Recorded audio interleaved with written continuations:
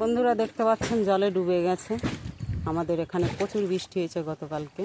বৃষ্টিতে সম্পূর্ণ গাছপালা ডুবে গেছে।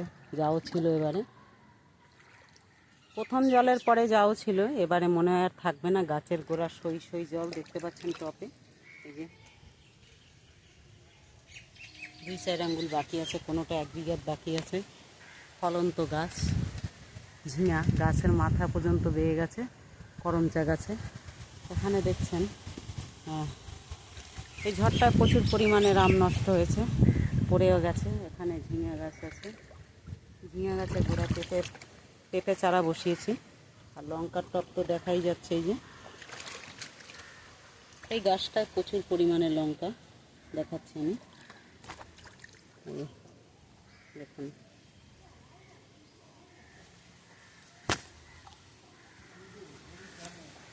দেখছেন লঙ্কা হয়েছে। এবার যাব আম গাছের গোড়ায়। পুকুরের মধ্যে প্রচুর আম পড়েছে, দেখুন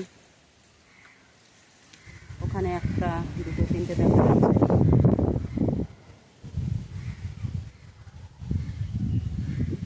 এত পরিমাণের ঝড় হয়েছে। এই দেখুন আম।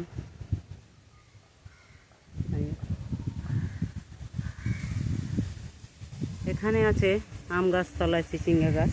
চিচিঙ্গা গাছের গোড়ায় জল এখনো আসেনি, যে মানে ছুঁই ছুঁই করছে জলে, যে উস্তা।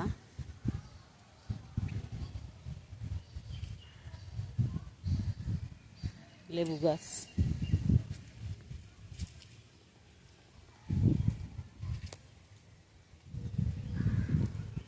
গাছ ঢুলে পড়েছে। আমার শখের সবজি বাগান এই নিয়ে 2বার ডোবে। প্রথমবারে তো যাও ছিল, দ্বিতীয়বারে তাও মনে হয় থাকবে না। বুঝতেই পারছেন, দেখুন।